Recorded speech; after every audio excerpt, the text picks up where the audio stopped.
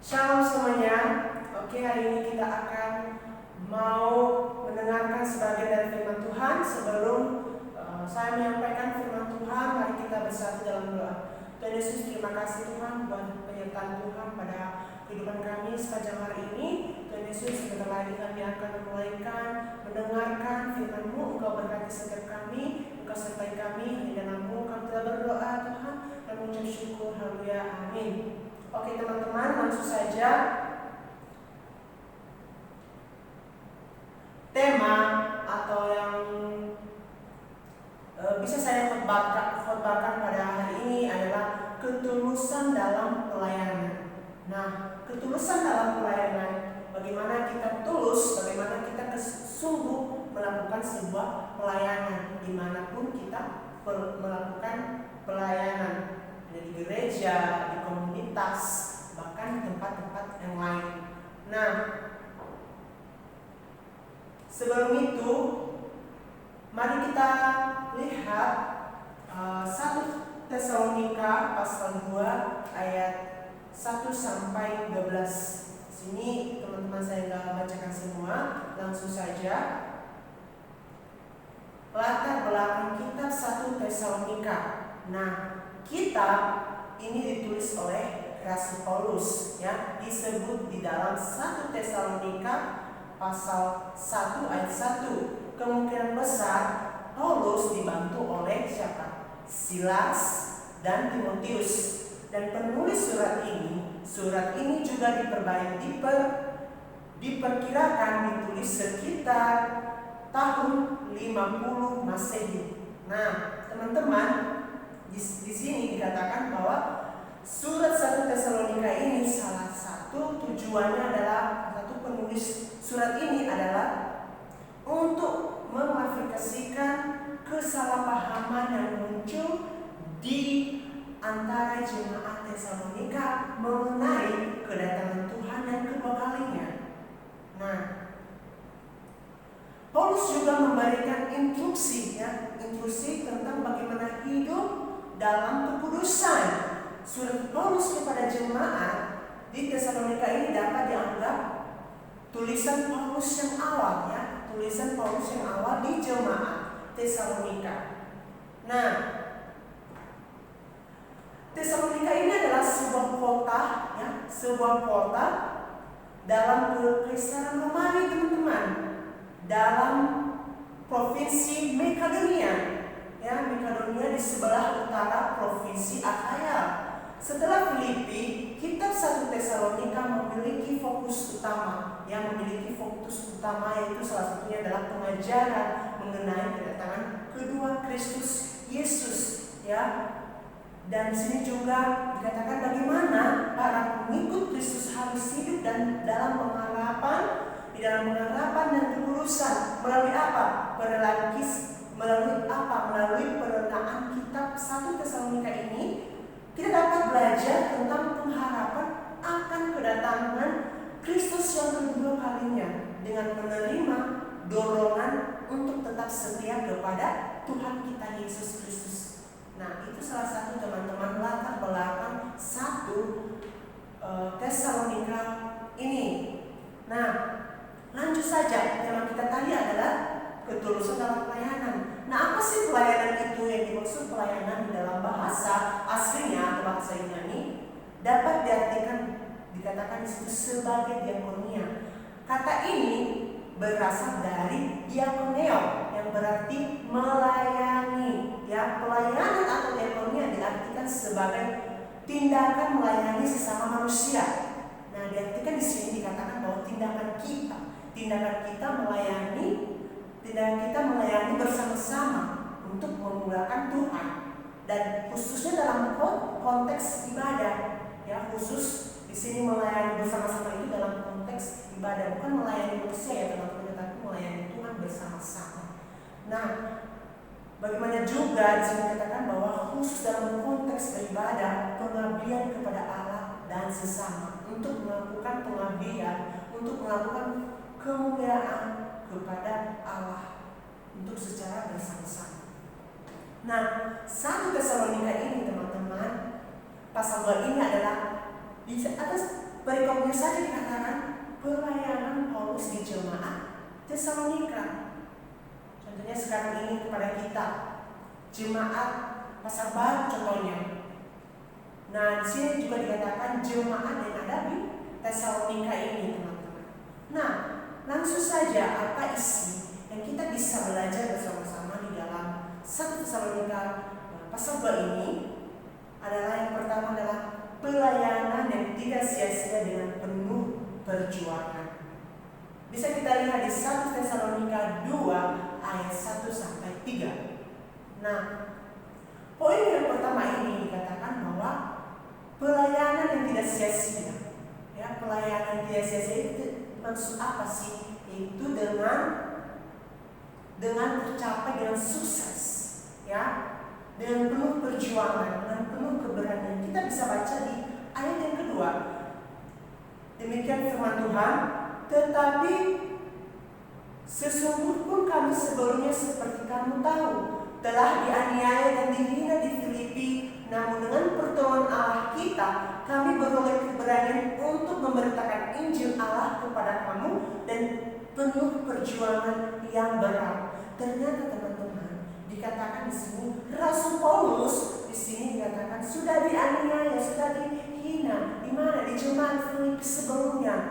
Ya, sehingga mereka sampai di Tesalonika, di kota Tesalonika ini, di jemaat Tesalonika ini, teman-teman, dengan penuh perjuangan, bukan dengan ugal-ugalan atau dengan datang saja, tetapi penuh kepercayaan, penuh dengan keberanian, penuh rencana untuk melakukan penyampaian firman Tuhan di jemaat Tesalonika pada saat itu. Kenapa Rasul Paulus melakukan pelayanan di jemaat Tesalonika pada saat itu? Karena jemaat Tesalonika tidak tahu bahwa mereka meragukan kedatangan Tuhan Yesus yang kedua kalinya. Makanya di sini Rasul Paulus datang ke jemaat Tesalonika bahwa ini loh sesungguhnya sebenarnya Tuhan itu. Nah, teman-teman, sebagai aplikasinya saat ini kepada kita adalah salah satu contohnya adalah ilustrasi ya buat kita itu seperti pelayanan tidak sia-sia, seperti kisah seorang dokter ketika dia melakukan pelayanan atau ketika dia melakukan suatu, contohnya di dalam suatu kampung nih, satu desa, di mana di situ dikatakan ada berbagai persoalan, contohnya ada yang sakit. Nah, teman-teman, bagaimana perjuangan dokter ini, ya, bagaimana perjuangan dokter ini supaya dia sampai ke tempat pasiennya ini, teman-teman. Dan itu penuh perjuangan, dan itu penuh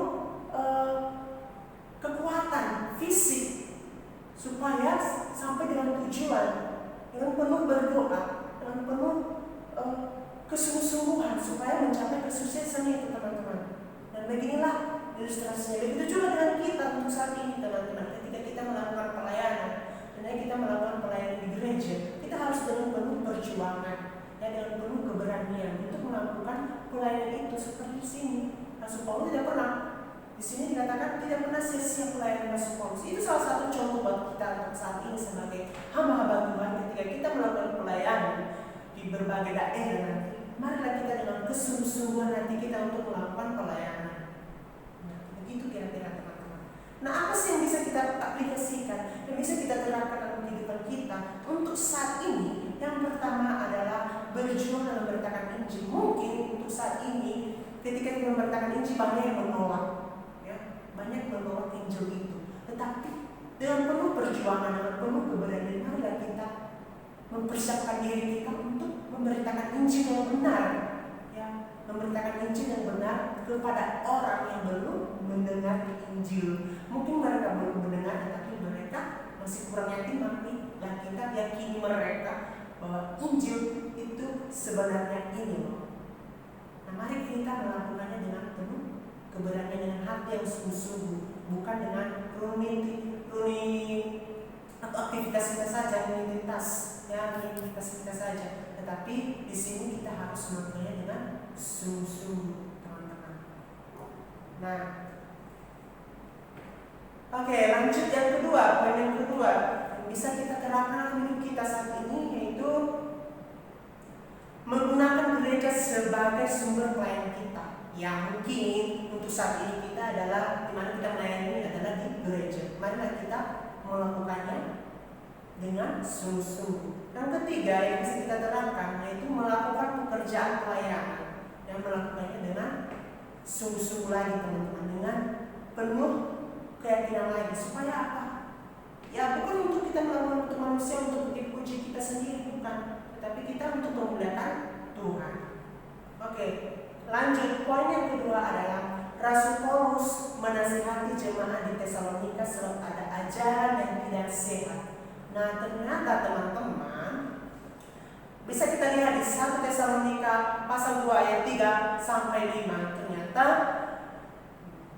kedatangan Paulus di jemaat Tesalonika ini adalah karena di sana ada ajaran yang tidak sehat atau ada ajaran yang tidak benar. Makanya Rasul Paulus datang ke jemaat Tesalonika ini.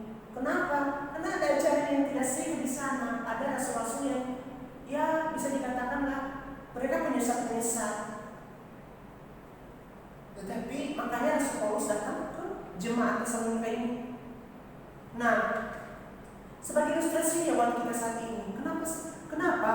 Karena untuk saat ini aja banyak ajaran-ajaran yang tidak sehat,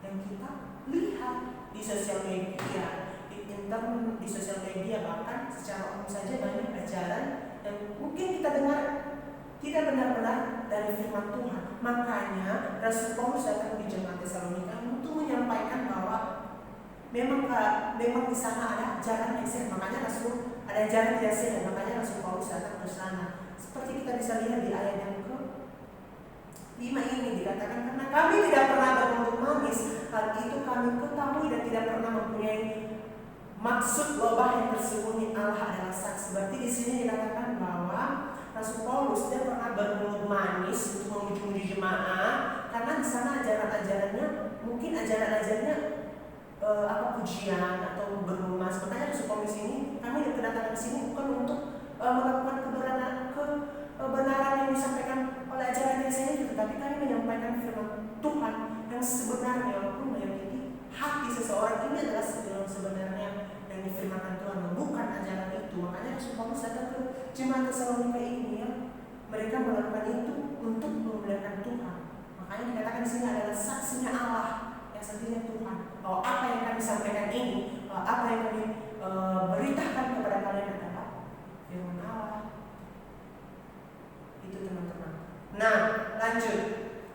Sebagai ilustrasinya kepada kita saat ini adalah ketika kita melihat ajaran yang tidak sehat itu, jangan kita langsung mengejas orang itu, tetapi kita melakukannya adalah komunikasi yang baik, interaksi, supaya apa? Supaya apa yang disampaikannya itu kita benarkan, supaya dia menyampaikan ke orang lain nanti supaya lebih baik lagi gitu. Karena banyak di saat ini pendeta-pendeta pun berdebat bagaimana sih firman Tuhan itu. Jadi kita anak-anak teologi juga mikir gitu. Makanya kita benar-benar belajar firman Tuhan. Nah, penerapannya, aplikasinya buat kita bagaimana? Yaitu membaca Alkitab supaya kita tidak dapat disesatkan oleh pengajaran lain. Nah, mungkin saat ini banyak ajaran-ajaran yang tidak sesuai dengan firman Tuhan. Makanya kita harus benar-benar baca. Makanya ada Alkitab ini untuk kita benar-benar pelajari, untuk kita belajar benar-benar supaya kita tahu, supaya kita mengerti, supaya kita tidak disesatkan orang lain. Karena sekarang banyak ajaran-ajaran yang tidak sesuai dengan firman Tuhan.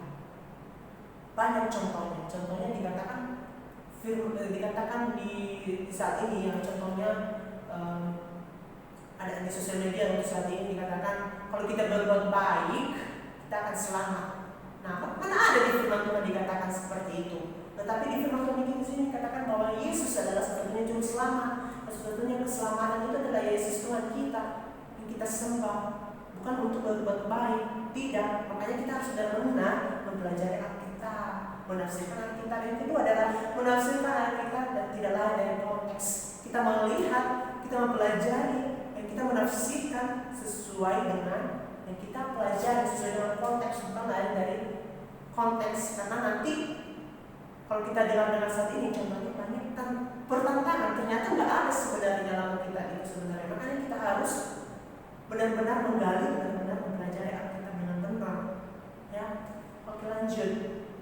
Poin yang ketiga adalah Paulus tidak pernah mencari keuntungan dalam pelayanannya. Nah, pertanyaan sekarang, apakah kita saat ini ketika kita melakukan pelayanan, apakah kita mencari keuntungan? Contohnya pujian salah satunya. Apakah kita dan antara kita ada?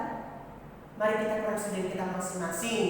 Seperti di 1 Tesalonika 1 ayat 6 sampai 12. Nah, bagaimana di sini teman-teman dikatakan di sini Paulus tidak pernah mencari keuntungan pribadinya.